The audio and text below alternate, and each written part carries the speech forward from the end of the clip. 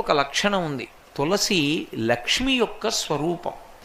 తులసి ఈ భూమి మీద పుట్టినటువంటిది మొట్టమొదట ఎక్కడి నుంచి పుట్టింది అంటే బీజము నుంచి వచ్చింది కాదు. తులసి చెట్టు గింజల్లోంచి రాలేదు.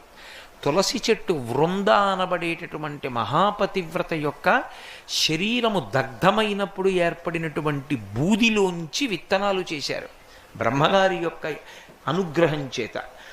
ఆ విత్తనములను చల్లితే అందులోంచి తులసి పుట్టింది. అందుకే అసలు తులసి కారణజన్మురాలు, లక్ష్మియే తులసిగా వచ్చింది. తులసికి ఒక్కదానికే ఒక లక్షణం ఉంది లోకంలో.